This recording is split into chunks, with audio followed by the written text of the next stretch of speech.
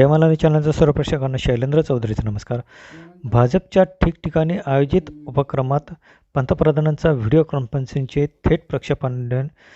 PM किसान सन्मान निधीचे जिल्ह्यातील शेतकऱ्यांमध्ये समाधान. पीएम किसान निधी अंतर्गत 9 कोटी शेतकरी कुटुंबांना त्यांच्या बँक खात्यात 18,000 कोटी रुपयांचे हस्तांतरण करण्यात आले. त्यानंतर देशातील नागरिकांशी पंतप्रधान नरेंद्र मोदी यांनी व्हिडिओ कॉन्फरन्सिंगच्या माध्यमातून संवाद साधला. भाजपतर्फे कार्यक्रमाचे थेट प्रक्षेपण जिल्ह्यातील ठिकठिकाणी जिल्हाध्यक्ष विजय चौधरी यांच्या मार्गदर्शनाखाली दाखवण्याची सोय करण्यात आली होती. योजनेचा लाभ मिळाल्याने शेतकऱ्यांनी समाधान देखील व्यक्त केले आहे. पंतप्रधान किसान योजनेच्या माध्यमातून केंद्रातील मोदी सरकारकडून दर 4 महिन्यांनी 2,000 रुपयांचा हप्ता शेतकऱ्यांच्या खात्यात जमा केला जातो. एका वर्षामध्ये एकूण 6,000 रुपये शेतकऱ्यांच्या खात्यात पाठवले जातात. ही योजना 1 डिसेंबर 2018 रोजी अंमलात आली. हे पैसे डिजिटल माध्यमातून थेट शेतकऱ्यांच्या बँक खात्यात जमा होतात. 9 कोटीहून अधिक लाभार्थी शेतकरी कुटुंबियांच्या खात्यात 18,000 कोटी रुपये हस्तांतरित करण्यात आले. व्हिडिओ कॉन्फरन्सच्या माध्यमातून आयोजित कार्यक्रमादरम्यान पंतप्रधान नरेंद्र मोदी यांनी 6 राज्यातील शेतकऱ्यांशी संवाद साधला. या कार्यक्रमाचे थेट प्रक्षेपण नंदुरबार जिल्ह्यात ठिकठिकाणी दाखवण्यात आले. करजकुपे तालुका नंदुरबार येथे झालेल्या कार्यक्रमाप्रसंगी जिल्हा संघटन सरचिटणीस निलेश माळी, भारतीय जनता पक्षाचे प्रदेश सदस्य राजेंद्र कुमार गावित, किसान मोर्चाचे जिल्हाध्यक्ष बुधा पाटील, युवा मोर्चाचे जिल्हाध्यक्ष हर्षल पाटील यांच्यासह शेतकरी ग्रामस्थ उपस्थित होते. तसेच नंदुरबार शहरातील सिंधी कॉलनी येथे झालेल्या कार्यक्रमाप्रसंगी आमदार डॉक्टर विजयकुमार गावित, तालुकाध्यक्ष दीपक पाटील आदी उपस्थित होते. त्याचप्रमाणे शहरातील तैलिक मंगल कार्यालयात झालेल्या कार्यक्रमाच्या वेळी शहराध्यक्ष नरेंद्र माळी, सरचिटणीस खुशाल चौधरी उपस्थित होते. तळोदा तालुक्यातील समौल येथे आमदार राजेश पाडवी यांच्या कलावती फार्म हाऊसवर कार्यक्रम घेण्यात आला.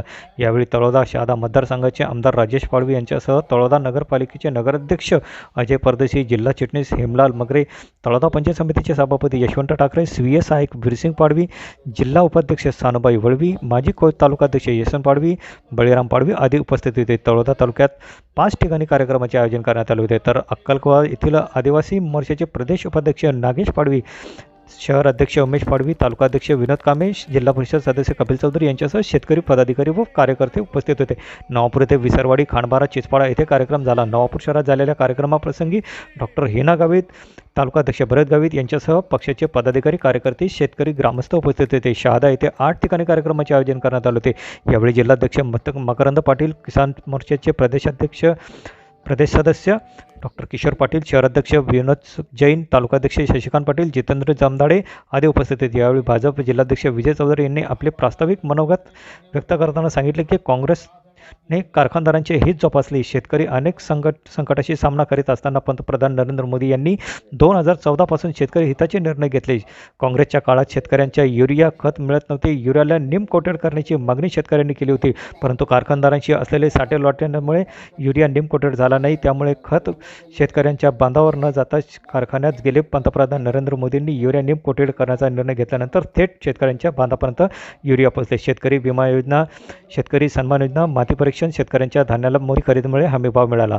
शैलेंद्र चौधरी, जय मल्हार न्यूज, नंदुरबार. या देशाचा खऱ्या अर्थानं जाणता राजा, काळ्या मातीशी इमान राखणारा तुमचा आमचा हा शेतकरी बांधव अनेक वर्षापासून कष्ट करतोय, घाम गाळतोय. या देशाला धान्य उत्पादन करून अनेकांचे या ठिकाणी गरजा भासवतोय. परंतु या सगळ्या प्रक्रियेतून जात असताना आमचा शेतकरी बांधव अडचणीत होता, दुर्लक्षित होता, व्यथित होता. त्याला त्याच्या अडचणी दूर करण्याच्या संदर्भातली भूमिका आदरणीय मोदी साहेबांनी आणि राज्यात देवेंद्रजी फडणवीस साहेबांनी घेतली. आणि बघता बघता 2014 पासून तर आतापर्यंत शेतकऱ्यांच्या हितासाठी, कल्याणासाठी अनेक चांगले निर्णय या ठिकाणी घेण्यात आले. शेतकऱ्यांसाठी विविध उपक्रम आणि योजना या ठिकाणी आखण्यात आल्या. आता मगाशी आमच्या शेतकरी बांधवांनी या ठिकाणी सांगितलं की युरिया हा पूर्वी काँग्रेसच्या राजवटीमध्ये मिळत नव्हता. अनेकांनी त्यावेळेस तज्ञांनी मागणी केली होती की याला निम कोटेड करा, परंतु कारखानदाराशी असलेले काँग्रेस नेत्यांचे साठे लोटे, राष्ट्रवादीच्या नेत्यांचे असलेले हितसंबंध पाहता त्यांनी युरिया नीम कोटेड केला नाही, त्यामुळे तो सरळ शेतकऱ्यांचा बांधावर न जाता तो त्या ठिकाणी रासायनिक कारखान्यामध्ये जात होता, त्या ठिकाणी तो पुरवला जात होता. त्या रासायनिक कारखान्यांना सरकार अनुदान देत होतं आणि अशा पद्धतीनं या देशाला लुटण्याचं कारस्थान या ठिकाणी सातत्यानं सुरू होतं. परंतु माननीय मोदी साहेबांनी युरिया नीम कोटेड करण्याच्या संदर्भातली भूमिका घेतली आणि ज्या युरियासाठी रांगा लागत होत्या त्या रांगा थांबल्या. ज्या युरियासाठी आम्हाला गोळ्या झेलावं लागत होत्या ते देखील या ठिकाणी थांबलं. युरिया शेतकऱ्यांचा बांधावर पोहोचला ते मोदी साहेबांमुळे पोहोचला. राज्यात देखील शेतकरी सन्मान योजना असेल, पीक विमा कर्ज योजना असेल अथवा माती परीक्षण असेल,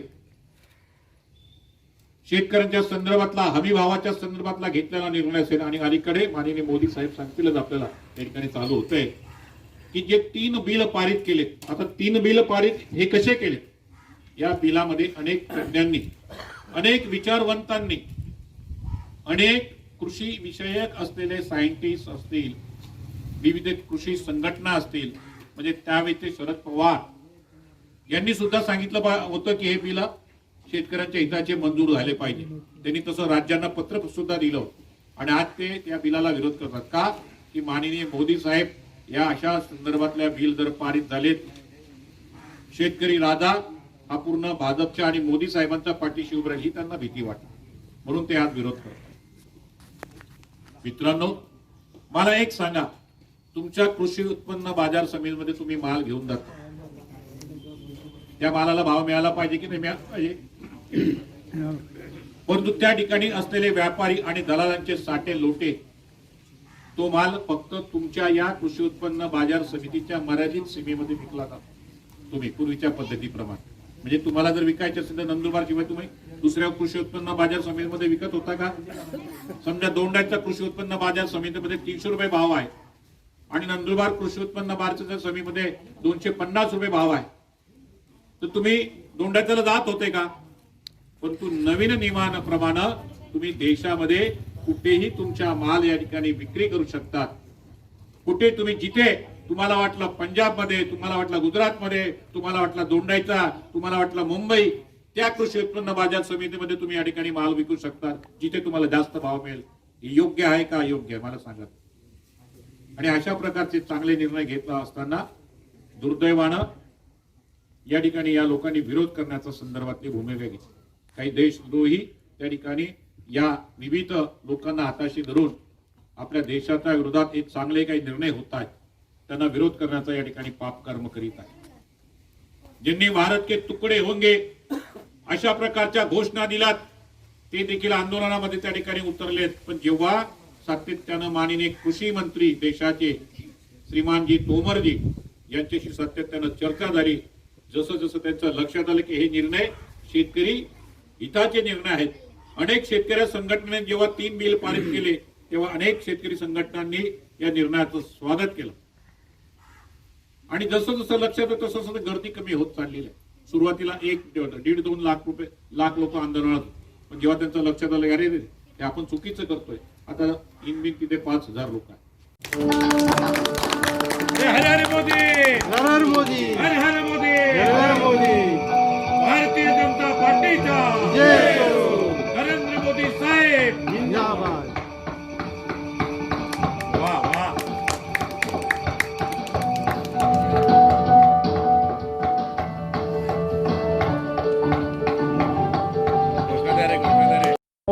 और मेरे किसान भाइयों बहनों को मेरी तरफ से नमस्कार.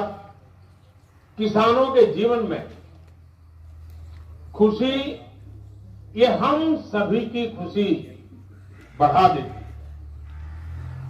और आज का दिवस तो बहुत ही पावन दिवस भी है. किसानों को आज जो सम्मान निधि मिली है उसके साथ ही आज का दिन कई अवसरों का संगम बनकर भी आया है. सभी देशवासियों को आज क्रिसमस की भी बहुत बहुत शुभकामनाएं.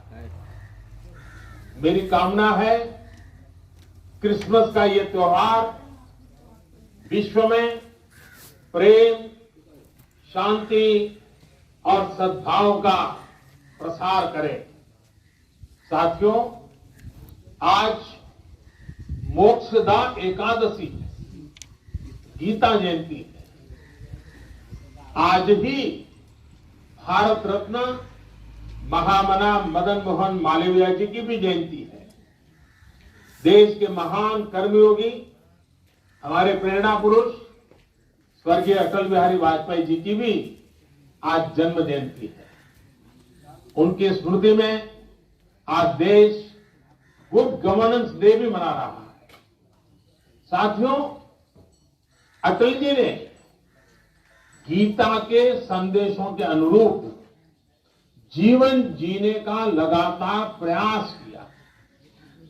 गीता में कहा गया है, स्वे स्वे कर्मणि अभिरतः संसिद्धिं लभते नरः, यानी जो अपने स्वाभाविक कर्मों को तत्परता से करता है उसे सिद्धि मिलती है। अटल जी ने भी अपना पूरा जीवन राष्ट्र के प्रति अपने कर्मों को पूरी निष्ठा से निभाने में समर्पित कर दिया। सुशासन को, गुड गवर्नेंस को अटल जी ने भारत के राजनीति और सामाजिक विमर्श का हिस्सा बनाया।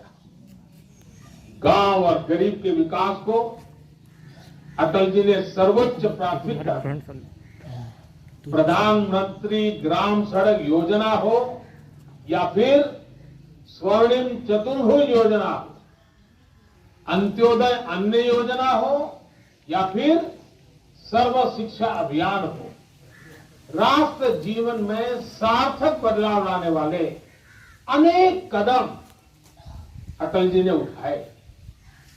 आज पूरा देश उनको स्मरण कर रहा है, अटल जी को नमन कर रहा है। आज उनके सूत्रधार भी एक प्रकार से अटल बिहारी वाजपेयी भी थे। साथियों, अटल जी गरीबों के हित में, किसान के हित में बनने वाली सभी योजनाओं में होने वाले भ्रष्टाचार को राष्ट्रीय रोग मानते थे। आप सबको याद होगा, उन्होंने एक बार पहले की सरकारों पर कटाक्ष करते हुए एक पूर्व प्रधानमंत्री की बात याद दिलाई थी और उनको याद दिलाते उन्होंने कहा था कि रुपया चलता है तो रुपया घिसता है, रुपया घिसता है तो हाथ में लगता है और धीरे से जेबों में चला जाता है।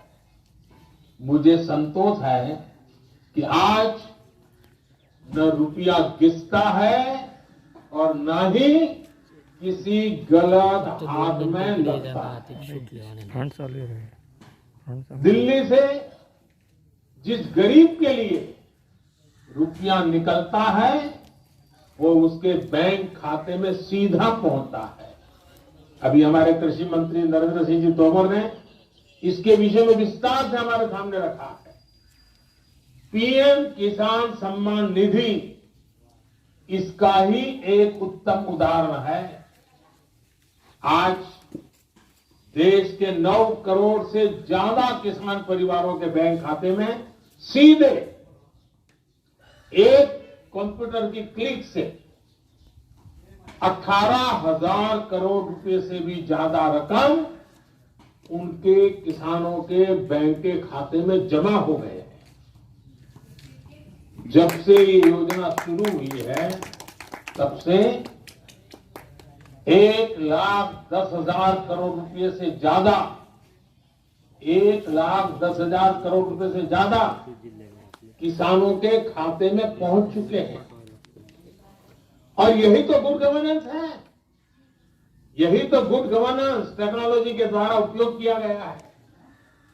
18,000 करोड़ से ज्यादा रुपए पल भर में, कुछ ही पल में सीधे किसानों के बैंक खातों में जमा हो गए। कोई कमीशन नहीं,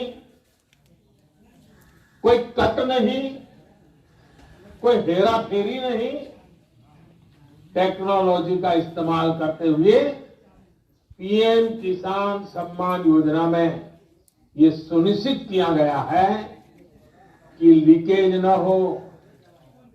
राज्य सरकारों के माध्यम से किसानों का ऑनलाइन रजिस्ट्रेशन होने के बाद उनके आधार नंबर और बैंक खातों का वेरिफिकेशन होने के बाद इस व्यवस्था का निर्माण हुआ है।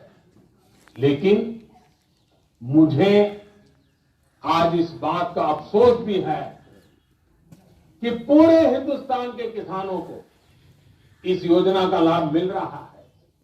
सभी विचारधारा की सरकारें इससे जुड़ी हैं, लेकिन एकमात्र पश्चिम बंगाल सरकार, अरे हम चालू है ना। वहां के 70 लाख से अधिक किसान, मेरे किसान भाई बहन बंगाल के, इस योजना के वो लाभ नहीं ले पा रहे हैं, उनको ये पैसे नहीं मिल पा रहे अरे हैं, फ्रंट चालू है ना, फ्रंट चालू है। क्योंकि बंगाल के किसानों को भारत सरकार से पैसा जाने वाला है, राज्य सरकार को एक कौड़ी का खर्चा नहीं है, फिर भी वो पैसे उनको नहीं मिल रहे। कई किसानों ने भारत सरकार को सीधी चिट्ठी लिखी हुई है, उसको भी वो मान्यता नहीं देते। आप कल्पना कर सकते हैं कितने लाखों किसानों ने लाभ लेने के लिए, योजना के लिए अर्जी की, ऑनलाइन आवेदन कर चुके हैं, लेकिन वहां की राज्य सरकार उसको भी अटका करके बैठ गई है। भाइयों बहनों, मैं हैरान हूं और ये बात मैं आज देशवासियों के सामने बड़े दर्द के साथ, बड़े पीड़ा के साथ कहना चाहता हूं। जो लोग 30-30 साल तक बंगाल में राज करते, एक ऐसी राजनीतिक विचारधारा को लेकर के बंगाल को कहां से कहां ला करके उन्होंने हालत करके रखी है, सारा देश जानता है। और ममता जी ये 15 साल पुराने भाषण सुनोगे तो पता चलेगा कि इस राजनीतिक विचारधारा ने बंगाल को कितना बर्बाद कर दिया। अब ये कैसे लोग हैं? बंगाल में उनकी पार्टी है, उनका संगठन है, 30 साल सरकार चलाई है, कितने लोग होंगे इनके पास? एक बार भी इन लोगों ने किसानों को ये 2000 रुपया मिलने वाला कार्यक्रम है, बंगाल के अंदर कोई आंदोलन नहीं चलाया। अगर आज के दिल में किसानों के लिए इतना प्यार था, बंगाल में आपकी धरती है, तो आपने बंगाल में किसानों को न्याय दिलाने के लिए प्रधानमंत्री किसान सम्मान योजना के पैसे किसानों को मिले, इसके लिए क्यों आंदोलन नहीं किया? क्यों आपने कभी आवाज नहीं उठाई? और आप वहां से उठ करके पंजाब पहुंच गए, तब सवाल उठता है। और पश्चिम बंगाल की सरकार भी देखिए, अपने राज्य में इतना बड़ा किसानों को लाभ, 70 लाख किसानों को इतना धन मिले, हजारों करोड़ रुपया मिले, वो देने में उनको राजनीति आड़े आती है। लेकिन वही पंजाब जाकर के जो लोग के साथ वो बंगाल में लड़ाई लड़ते हैं, यहां आकर के उनसे गुपचुप करते हैं। क्या देश की जनता इस खेल को नहीं जानती है? क्या देश की जनता को इस खेल का पता नहीं है? जो आज विपक्ष में हैं, उनकी इस पर जुबान क्यों बंद हो गई है, क्यों चुप है? साथियों, आज जिन राजनीतिक दलों के लोग अपने आप को इस राजनीतिक प्रवाह में, जब देश की जनता ने उन्होंने नकार दिया है, तो कुछ न कुछ ऐसे इवेंट कर रहे हैं, इवेंट मैनेजमेंट हो रहा है, ताकि कोई सेल्फी ले ले, कोई फोटो छप जाए, कहीं टीवी पर दिखाई दे और उनकी राजनीति चलती जाए। अब देश ने उन लोगों को भी देख लिया है, ये देश के सामने एक्सपोज हो गए। स्वार्थी राजनीति का एक मुद्दा घटा उदाहरण हम बहुत बारीकी से देख रहे हैं। जो दल पश्चिम बंगाल में किसानों के हित पर कुछ नहीं बोलते, वो यहां दिल्ली के नागरिकों को परेशान करने पर लगे हुए हैं, देश की अर्थनीति को बर्बाद करने पर लगे हुए हैं, और वो भी किसान के नाम पर। इन दलों को आपने सुना होगा, मंडिया बोल रहे हैं, एपीएमसी की बात कर रहे हैं और बड़े बड़े हेडलाइन लेने के लिए भाषण कर रहे हैं। लेकिन ये दल, वही झंडे वाले, वही विचारधारा वाले जिन्होंने बंगाल को बर्बाद किया। केरल के अंदर उनकी सरकार, इसके पहले जो 50 साल 60 साल तक देश पर राज करते थे उनकी सरकार। केरल में एपीएमसी नहीं है, मंडिया नहीं है। मैं जरा इनको पूछता हूं, यहां फोटो निकालने के कार्यक्रम करते हैं, अरे केरल में आंदोलन करके वहां तो एपीएमसी चालू करवाओ। पंजाब के किसानों को गुमराह करने के लिए आपके पास समय है। केरल के अंदर यह व्यवस्था नहीं है। अगर ये व्यवस्था अच्छी है तो केरल में क्यों नहीं है? क्यों आप दोगली नीति लेकर के चलते हैं? किस तरह की राजनीति कर रहे हैं जिसमें कोई तर्क नहीं, कोई तथ्य नहीं है? सिर्फ झूठे आरोप लगाओ, सिर्फ अफवाहें फैलाओ, हमारे किसानों को डरा दो, और भले भोले किसान कभी कभी आपकी बातों में गुमराह हो जाते हैं। भाइयों बहनों, ये लोग लोकतंत्र के किसी पैमाने पे, किसी पैरामीटर को मानने को तैयार नहीं है। इन्हें सब अपना लाभ, अपना स्वार्थ नजर आ रहा है। और मैं जितनी बातें बता रहा हूं किसानों के लिए नहीं बोल रहा हूं। किसानों के नाम पर अपने झंडे लेकर के जो खेल खेल रहे हैं, अब उनको ये सच सुनना पड़ेगा। और हर बात को किसानों को गाली दी, किसानों को अपमानित किया, ऐसे कर करके बच नहीं सकते हो आप लोग। ये लोग अखबारों और मीडिया में जगह बनाकर राजनीतिक मैदान में खुद के जिंदा रहने की जड़ी बूटी खोज रहे हैं। लेकिन देश का किसान उनको पहचान गया है। अब देश का किसान उनको ये जड़ी बूटी कभी देने वाला नहीं है। कोई भी जब राजनीति, लोकतंत्र में राजनीति करने का उनको हक है, हमें इसका विरोध नहीं है। लेकिन निर्दोष किसानों की जिंदगी के साथ न खेलें, उनके भविष्य के साथ खिलवाड़ न करें, उन्हें गुमराह न करें, भ्रमित न करें।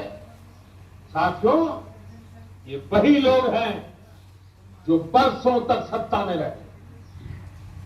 इनकी नीतियों की वजह से देश की कृषि और किसान का उतना विकास नहीं हो पाया जितना उसमें सामर्थ्य था। पहले की सरकारों की नीतियों की वजह से सबसे ज्यादा बर्बाद वो किसान हुआ जिसके पास न तो ज्यादा जमीन थी, न ज्यादा संसाधन। इस छोटे किसान को बैंकों से पैसा नहीं मिलता क्योंकि उसके पास तो योजना थी। उसका लाभ भी इन छोटे किसानों के लिए तो कहीं नामो निशान नहीं था। कोई इक्का दुक्का कहीं मिल जाए तो अलग बात है। इस छोटे किसान को खेत सिंचने के लिए न पानी मिलता था, न बिजली मिलती थी। वो हमारा बेचारा गरीब किसान अपना खून पसीना लगाकर वो खेतों में जो पैदा भी करता था, उसे बेचने में भी उसकी हालत खराब हो जाती। इस छोटे किसान की सुध लेने वाला कोई नहीं था। और आज मैं देशवासियों को फिर याद दिलाना चाहता हूं, देश में इन किसानों की संख्या छोटी नहीं है।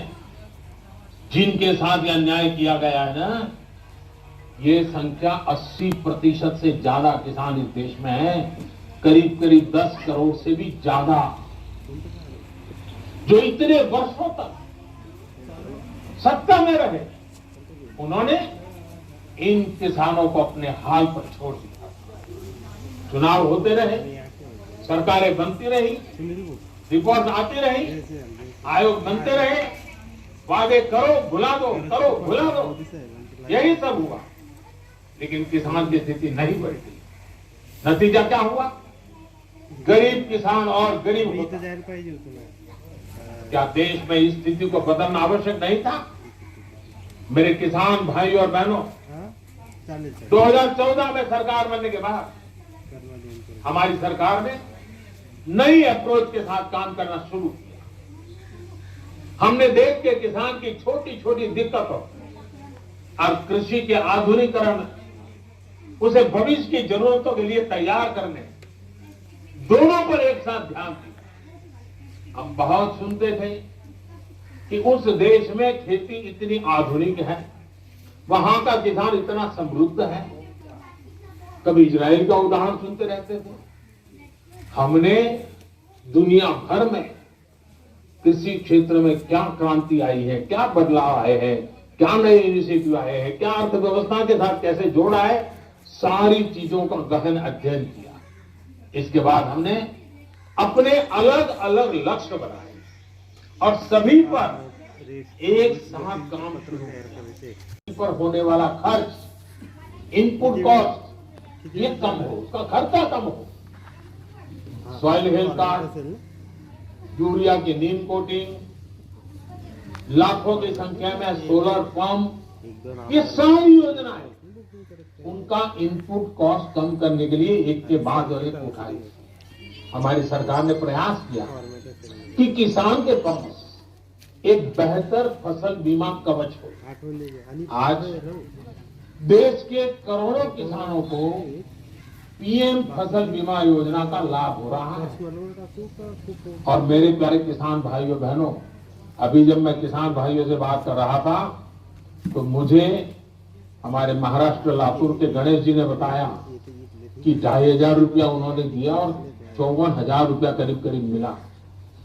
मामूली प्रीमियम के बदले किसानों को पिछले साल में 87,000 करोड़ रुपए क्लेम राशि मिली है। सप्ताह जो है ना, करीब करीब 90,000 करोड़ मामूली प्रीमियम दिया किसानों ने। मुसीबत के समय एक बीमा उनको काम आया। हमने इस लक्ष्य पर भी काम किया कि देश के किसान पास खेत में सिंचाई की पर्याप्त सुविधा। हम दशकों पुरानी सिंचाई योजना पूरा कराने के साथ ही देश भर में पर ड्रॉप बॉल क्रॉप के मंत्र के साथ माइक्रो इरिगेशन को भी बढ़ावा दे रहे हैं। और मुझे खुशी हुई, अभी तमिलनाडु के हमारे सुब्रमण्य जी मुझे बता रहे थे कि उन्होंने माइक्रो इरिगेशन से, ड्रिप इरिगेशन से, जो पहले 1 एकड़ का काम होता था 3 एकड़ का हुआ और पहले से ज्यादा 1 लाख रुपए ज्यादा कमाया माइक्रो इरिगेशन। साथियों, हमारी सरकार ने प्रयास किया कि देश के किसानों को फसल की उचित कीमत मिले। हमने लंबे समय से रखी स्वामीनाथन कमेटी की रिपोर्ट के अनुसार लागत का 1.5 गुना एमएसपी किसानों को दिया। पहले कुछ ही फसलों पर एमएसपी मिलती थी, हमने उनकी भी संख्या बढ़ाई। पहले एमएसपी का ऐलान अखबारों में छोटी सी जरा जगह बनाना खबर के तौर पर आ सकता था, किसानों को लाभ नहीं पहुंचता था, कहीं तराजू ही नहीं लगते थे। और इसलिए किसान के जीवन में कोई बदलाव ही नहीं आता था। हम आज एमएसपी पर रिकॉर्ड सरकारी खरीद कर रहे हैं। किसानों की जेब में एमएसपी का रिकॉर्ड पैसा पहुंच रहा है। जो आज किसानों के नाम पर आंदोलन कर रहे हैं, वो जब उनका समय था तब चूप मार करके बैठे हुए थे। ये जितने लोग आंदोलन चला रहे हैं ना, ये उस सरकार के हिस्सेदार थे, समर्थन करते थे। और यही लोग स्वामीनाथन कमेटी की रिपोर्ट के ऊपर बैठ गए थे, सालों तक बैठ गए। हमने आकर के निकाला, क्योंकि हमारे दिल में किसान की जिंदगी को भला करना, कल्याण करना, ये हमारा जीवन का मंत्र है, इसलिए कर रहे हैं। साथियों, हम इस दिशा में भी फसल बेचने के लिए किसान के पास सिर्फ एक मंडी नहीं, बल्कि उसको विकल्प मिलना चाहिए, बाजार मिलना चाहिए। हमने देश की 1000 से ज्यादा कृषि मंडियों को ऑनलाइन जोड़ा। इनमें भी 1 लाख करोड़ रुपए से ज्यादा का कारोबार किसानों ने कर दिया। किसान ऑनलाइन बेचना शुरू किया। साथियों, हमने एक और लक्ष्य बनाया कि छोटे किसानों के समूह बने, ताकि वो अपने क्षेत्र में एक सामूहिक ताकत बनकर काम करें। आज देश में 10,000 से ज्यादा किसान उत्पादक संघ FPO बनाने का अभियान चल रहा है। उन्हें आर्थिक मदद दी जा रही है। अभी हम महाराजगंज के राम गुलाब जी से सुन रहे हैं, 300 के करीब किसानों को इकट्ठा किए उन्होंने, और पहले की तुलना में 1.5 गुना भाव से माल बेचना शुरू हुआ है। FPO बनाया उन्होंने, वैज्ञानिक तरीके से खेती में मदद ली, और आज उनको फायदा हो रहा है। साथियों, हमारे कृषि क्षेत्र की सबसे बड़ी आवश्यकता है गांव के पास ही भंडारण, कोल्ड स्टोरेज, इसकी आधुनिक सुविधा कम कीमत पर हमारे किसानों को उपलब्ध हो। हमारी सरकार ने इसे भी प्राथमिकता दी। आज देश भर में कोल्ड स्टोरेज का नेटवर्क विकसित करने के लिए सरकार करोड़ों रुपए का निवेश कर रही है। हमारी नीतियों में इस पर भी बल दिया गया है कि खेती के साथ ही किसान के पास आय बढ़ाने के दूसरे विकल्प भी हो। हमारी सरकार मछली पालन, पशुपालन, डेयरी उद्योग, मधुमक्खी पालन, सभी को प्रोत्साहित कर रही है। हमारी सरकार ने यह भी सुनिश्चित किया कि देश के बैंकों का पैसा देश के किसानों के काम आए। 2014 में जब हम पहली बार सरकार में आए और शुरुआत थी हमारी, 2014 में जहां 7 लाख करोड़ रुपए का प्रावधान एक किसानों के लिए किया गया था धन के लिए, वही इसे अब करीब 14 लाख करोड़ रुपए यानी 2 गुना किया गया है, ताकि किसान को कर्ज मिल सके। बीते कुछ महीनों से करीब 2.5 करोड़ छोटे किसानों को किसान क्रेडिट कार्ड से जोड़ा गया है, और अभियान तेजी से चल रहा है। अब मछली पालक हो, पशुपालक हो, उनको भी किसान क्रेडिट कार्ड दे रहे हैं। ये लाभ उनको भी अब दिया जा रहा है। साथियों, हमने इस लक्ष्य पर भी काम किया। खेती की दुनिया में क्या चल रहा है, इसके लिए देश में आधुनिक कृषि संस्थान हो। बीते वर्षों में देश में अनेक नए कृषि संस्थान बने हैं। कृषि की पढ़ाई की सीटें बढ़ी रही हैं। और साथियों, खेती से जुड़े इन सारे प्रयासों के साथ ही हमने एक और बड़े लक्ष्य पर काम किया। ये लक्ष्य है गांव में रहने वाले किसान का जीवन आसान हो। साथियों, आज जो किसानों के लिए इतने आंसू बहा रहे हैं, इतने बड़े बड़े बयान दे रहे हैं, बड़ा दुख दिखा रहे हैं, जब ये लोग सरकार में थे तब इन्होंने किसानों का दुख, उनकी तकलीफ दूर करने के लिए क्या किया, ये देश का किसान अच्छी तरह जानता है। आज सिर्फ खेती ही नहीं, बल्कि उसके जीवन को आसान बनाने के लिए हमारी सरकार उसके दरवाजे तक पहुंची, खेत के मेड़ तक पहुंची। आज देश के छोटे और सीमांत किसान को अपना पक्का घर मिल रहा है, शौचालय मिल रहा है, साफ पानी का नल मिल रहा है। यही किसान है जिसे बिजली के मुफ्त कनेक्शन, गैस के मुफ्त कनेक्शन, ये बहुत बड़ा लाभ हुआ है।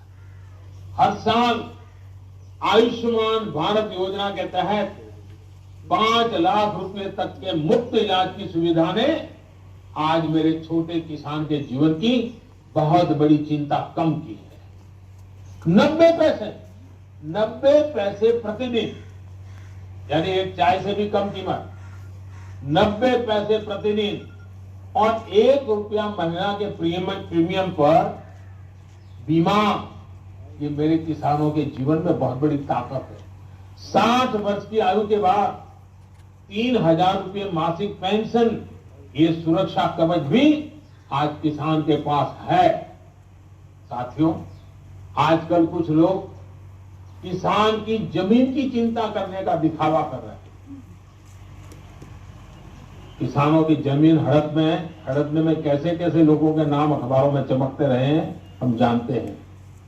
ये लोग तब कहां थे जब मालिकाना दस्तावेज के अभाव में किसानों के घर और जमीन पर अवैध कब्जे हो जाते थे। गांव के छोटे और सीमांत किसानों को, खेत मजदूरों को इस अधिकार से इतने सालों तक वंचित किसने रखा? इसका जवाब इन लोगों के पास नहीं है। गांव में रहने वाले हमारे भाई बहनों के लिए मकान का, जमीन का नक्शा और कानूनी दस्तावेज दिया जा रहा है। टेक्नोलॉजी की मदद से स्वामित्व योजना के बाद अब गांव के किसान को भी जमीन और घर के नाम पर बैंक से कर्ज मिलना आसान हुआ है। साथियों, बदलते समय के साथ अपनी अप्रोच का विस्तार करना भी उतना ही जरूरी है। हमें 21वीं सदी में भारत की इस कृषि को आधुनिक बनाना ही होगा और इसी का बीड़ा देश के करोड़ों किसानों ने भी उठाया है और सरकार भी उनके साथ कंधे से कंधा मिला करके आगे बढ़ने के लिए कृत संकल्प है। आज हर किसान को ये पता है कि उसकी उपज का सबसे अच्छा दाम कहां मिल सकता है। पहले क्या होता था कि अगर मंडी में बेहतर दाम नहीं मिलते थे या फिर उसकी उपज को दोयम दर्जी का बताकर खरीदने से इनकार कर दिया जाता था, तो किसान मजबूरी में औने पौने दामों पर अपनी उपज बेचने को मजबूर रहता था। इन कृषि सुधारों के जरिए हमने किसानों को बेहतर विकल्प दिए। इन कानूनों के बाद आप जहां चाहे, जिसे चाहे अपनी उपज बेच सकते हैं। मेरे किसान भाइयों बहनों, मेरे इन शब्दों को आप ध्यान से सुनिए। मैं फिर से कह रहा हूं कि आप अपनी फसल को जहां चाहे आप निर्णय करके बेच सकते हैं। आपको जहां सही दाम मिले आप वहां पर उपज बेच सकते हैं। आप न्यूनतम समर्थन मूल्य यानी एमएसपी पर अपनी उपज बेचना चाहते हैं, आप उसे बेच सकते हैं। आप मंडी में अपनी उपज बेचना चाहते हैं, आप बेच सकते हैं। आप अपनी उपज का निर्यात करना चाहते हैं, आप निर्यात कर सकते हैं। आप उसे व्यापारी को बेचना चाहते हैं, आप बेच सकते हैं। आप अपनी उपज दूसरे राज्य में बेचना चाहते हैं, आप बेच सकते हैं। आप पूरे गांव के किसानों को एफपीओ के माध्यम से इकट्ठा कर अपनी पूरी उपज को एक साथ बेचना चाहते हैं, आप बेच सकते हैं। आप बिस्किट, चीप, जैम, दूसरे कंज्यूमर उत्पादों की वैल्यू चेन का हिस्सा बनना चाहते हो, आप ये भी कर सकते हैं। देश के किसान को इतने अधिकार मिल रहे हैं, तो इसमें गलत क्या है? इसमें गलत क्या है कि अगर किसानों को अपनी उपज बेचने का विकल्प ऑनलाइन माध्यम से पूरे साल अब कहीं भी मिल रहा है। साथियों, आज नए कृषि सुधारों के बारे में असंख्य झूठ फैलाए जा रहे हैं। कुछ लोग किसानों के बीच भ्रम फैला रहे हैं कि एमएसपी समाप्त की जा रही है। तो कुछ लोग अफवाहें फैला रहे हैं कि मंडियों को बंद कर दिया जाएगा। मैं आपको फिर ध्यान दिलाना चाहता हूं, इन कानूनों को लागू हुए कई महीने बीत गए हैं। क्या आपने देश के किसी एक कोने में एक भी मंडी के बंद होने की खबर सुनी है? जहां तक एमएसपी का सवाल है, हाल के दिनों में सरकार ने बहुत सी फसलों का न्यूनतम समर्थन मूल्य भी बढ़ा दिया है। ये कृषि सुधारों के बाद भी हुआ है, नए कृषि कानूनों के बाद भी हुआ है। इतना ही नहीं, जो लोग किसानों के नाम पर बात करते हैं ना, ये जो आंदोलन चल रहा है उसमें कई सच्चे और निर्दोष किसान भी हैं। ऐसा नहीं है कि सब वो राजनीतिक विचारधारा वाले सिर्फ नेता हैं, बाकी तो भले भले किसान हैं।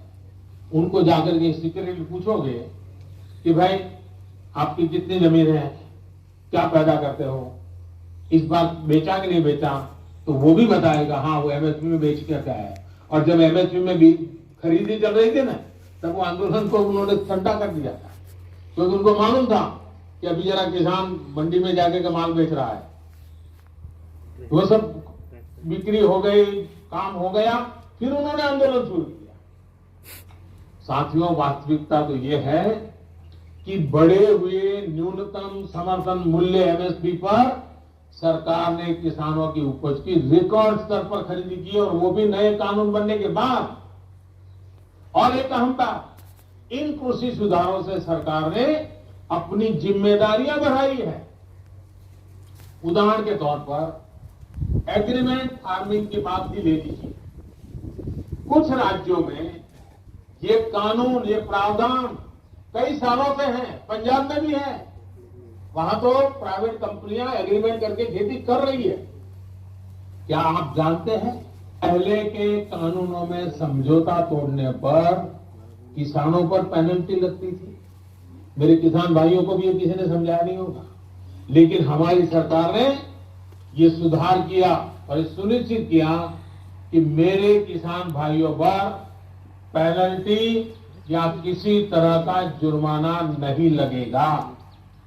साथियों, आप ये भली भांति जानते हैं कि पहले अगर किसी कारणवश किसान मंडी नहीं भी जा पाता था तो वो क्या करता था, वो किसी ट्रेडर को अपना माल बेच देता था। ऐसे जो व्यक्ति किसान का फायदा ना उठा पाए, उसके लिए भी हमारी सरकार ने कानूनी उपाय किए। खरीदार समय से आपका भुगतान करने के लिए अब कानूनन बाध्य है। उसे रसीद भी काटनी होगी और 3 दिन के भीतर भुगतान भी करना होगा। नहीं तो ये कानून किसान को शक्ति देता है, ताकत देता है, वो अधिकारियों के पास जाकर कानूनी तंत्र का सहारा लेकर अपना पैसा प्राप्त कर सके।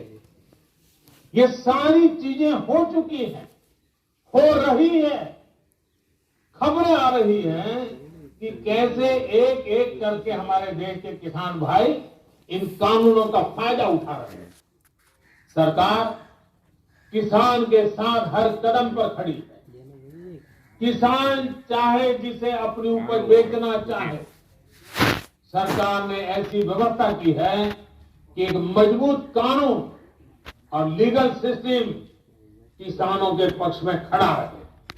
साथियों, कृषि सुधारों का एक और अहम पक्ष भी ये है के लिए समझना जरूरी है।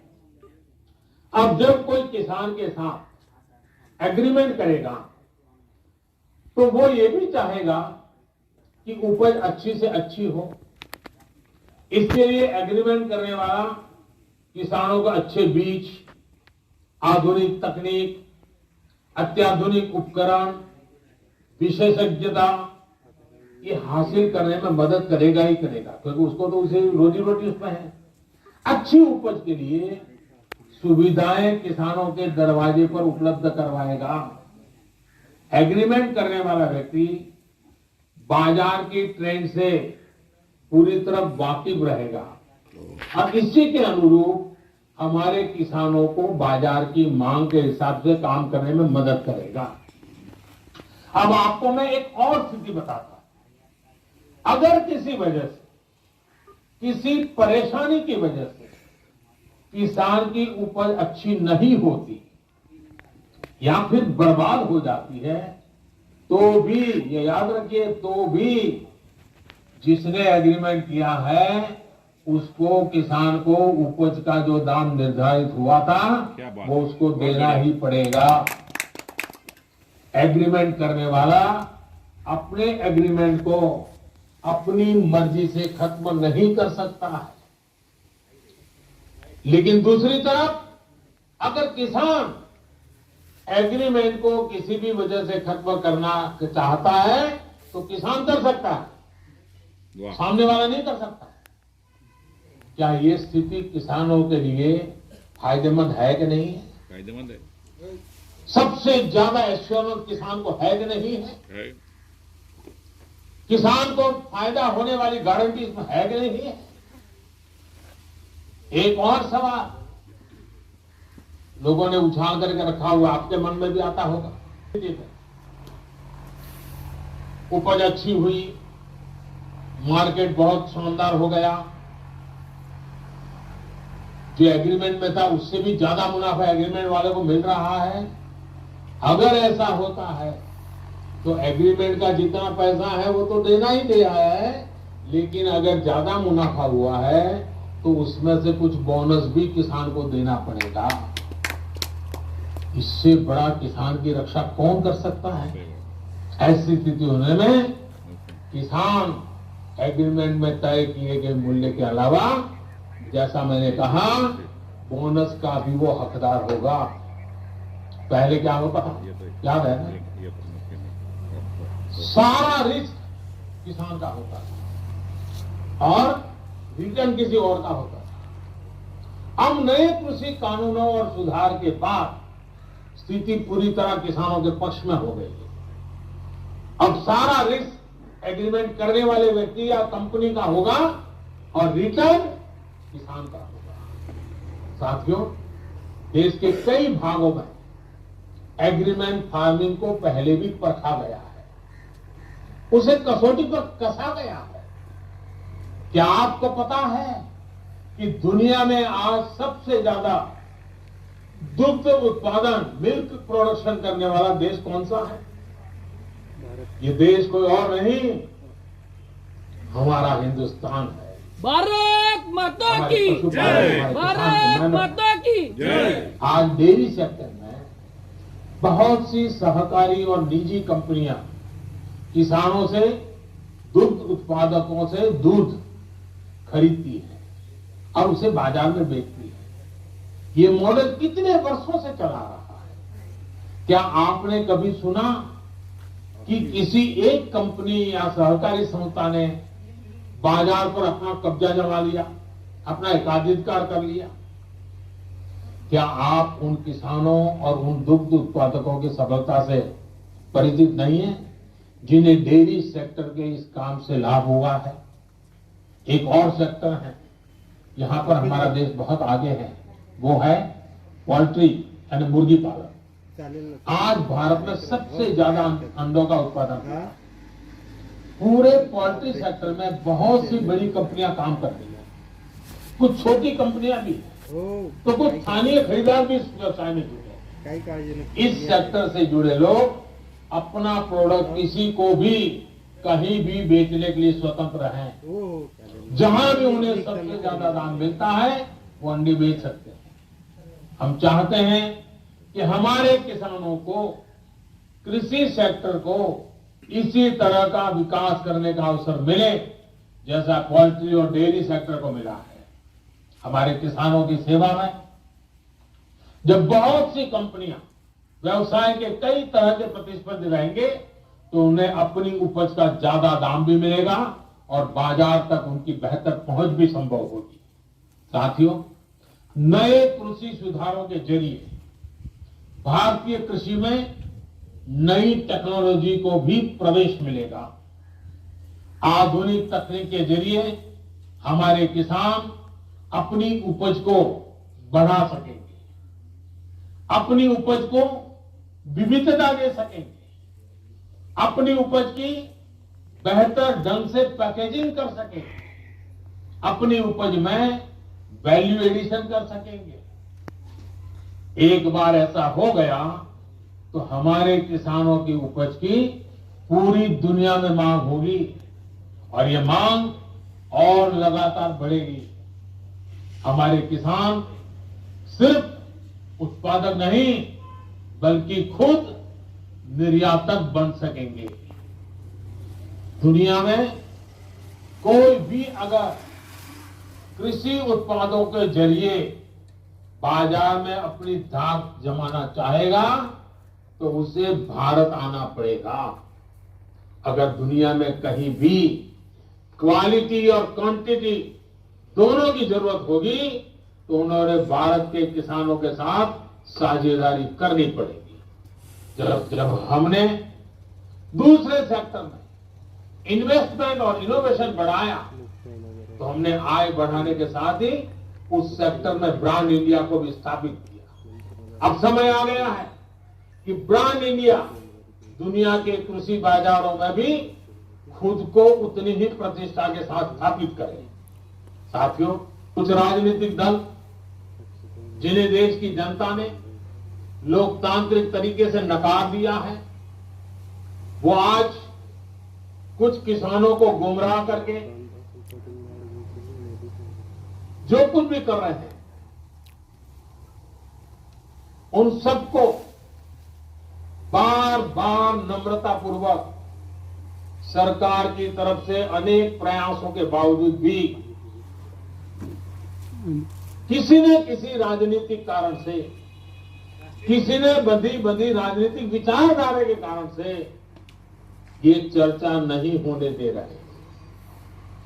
कृषि कानूनों के संदर्भ में ये जो पॉलिटिकल पार्टी की विचारधारा वाले जो कुछ लोग हैं जो किसानों के कंधे पर बंदूकें फोड़ रहे हैं, कृषि कानूनों के संदर्भ में उनके पास ठोस तर्क न होने के कारण वो भांति भांति के मुद्दों को इनके नाम पर उछाल रहे हैं। आपने देखा होगा जब प्रारंभ हुआ था तो उनकी इतनी मांग थी कि भाई एमएसपी की गारंटी दो। उनके मन में जीन्युइन, क्योंकि वो किसान थे, उनको लगा कहीं ऐसा तो ना हो, लेकिन इसका माहौल दिखा करके ये राजनीतिक विचारधारा वाले चढ़ बैठे और अब एमएसपी वगैरह बाजू में क्या चल रहा है, ये लोग हिंसा के आरोपी ऐसे लोगों को जेल से छुड़ाने की मांगे कर रहे हैं। देश में आधुनिक हाईवे बने, निर्माण हो, जो पिछली सब सरकारों ने किया था। ये लोग भी उस सरकारों में समर्थन करते थे, भागीदार थे।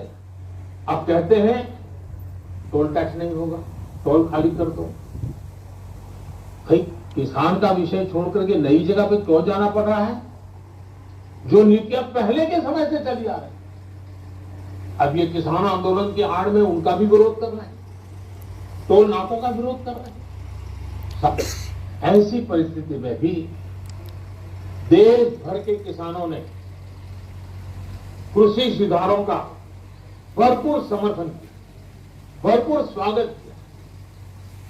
मैं सभी किसानों का आभार व्यक्त करता हूं। मैं सर झुका करके उनको प्रणाम करता हूं कि देश को आगे ले जाने के लिए देश के कोटि कोटि किसान आज इस निर्णय के साथ, हिम्मत के साथ खड़े हुए हैं। और मैं मेरे किसान भाइयों बहनों को भरोसा दिलाता हूं कि आपके विश्वास पर हम कोई आंच नहीं आने देंगे। पिछले दिनों, और ये बात समझनी होगी, अनेक राज्य, चाहे असम हो या इधर राजस्थान, जम्मू कश्मीर हो, ऐसे कई जगह पे जेवण करून पटकन ऑफिसला आणि सगळ्यांकडनं पंचायतों के चुनाव, सगळ्यांकडनं रिपोर्ट मागवून फटाफट इनमें प्रमुखतया ग्रामीण क्षेत्र के लोगों को ही वोट देना होता है। एक प्रकार से किसान को ही वोट देना होता है। इतना गुमराह करने वाला का खेल चलता था इतना बड़ा आंदोलन का नाम दिया जा रहा था, होहल्ला किया जाता था, लेकिन इसी के अगल बगल में जहां जहां चुनाव हुए हैं उन गांवों के किसानों ने ये आंदोलन चलाने वाले जो इतने लोग थे उनको नकार दिया है, पराजित कर दिया है।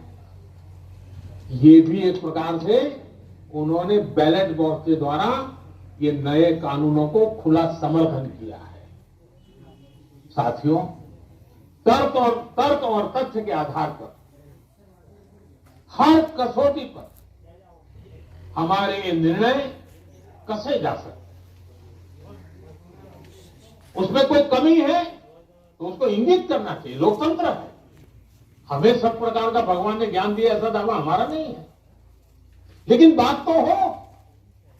इन बातों के बावजूद भी लोकतंत्र में अटूट आस्था और श्रद्धा होने के कारण, किसानों के प्रति हमारा समर्पण होने के कारण हर समय किसानों के हर मुद्दे पर चर्चा के लिए सरकार तैयार है।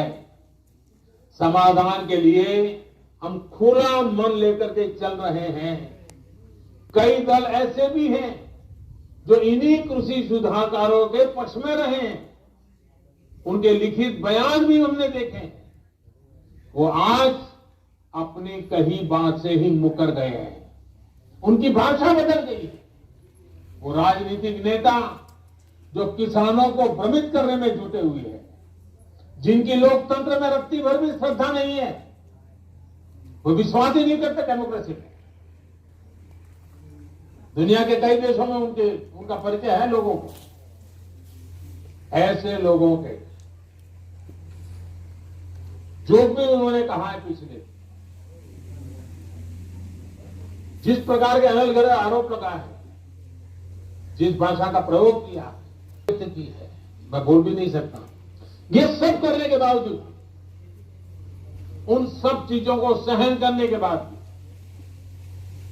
उसको पेट में उतार करके, मन ठंडा रख करके, उन सबको सहन करते हुए मैं आज फिर एक बार नम्रता के साथ उन लोगों को भी जो हमारे घोर विरोध करने पर तुले हुए, उनको भी कहता हूं, मैं नम्रता के साथ कहता हूं, हित में उनसे भी बात करने के लिए तैयार है, लेकिन बात मुद्दों पर होगी, तर्क और तथ्यों पर होगी। साथियों, हम देश के अन्नदाता को उन्नत करने के लिए हर संभव प्रयास कर रहे हैं। जब आपकी उन्नति होगी तो पूरे राष्ट्र की उन्नति तय है। सिर्फ आत्मनिर्भर किसान ही आत्मनिर्भर भारत की नींव डाल सकता है। मेरे देश के किसानों से आग्रह है, किसी के बहकावे में ना आए, किसी के झूठ को न स्वीकारें, तर्क और तथ्य के आधार बनाकर ही सोचे विचारे। और फिर एक बार देश भर के किसानों ने खुल करके जो समर्थन दिया है, ये मेरे लिए अत्यंत संतोष और गर्व का विषय है। मैं आपका बहुत आभारी हूं। एक बार फिर से करोड़ों किसान परिवारों को पीएम किसान सम्मान निधि के लिए मैं आपको बहुत बहुत बधाई देता हूं, और मैं आपसे लगातार प्रार्थना करता हूं, आपके लिए भी प्रार्थना करता हूं, आप स्वस्थ रहें, आपका परिवार स्वस्थ रहे। इसी कामना के साथ आप सभी का बहुत बहुत आभार।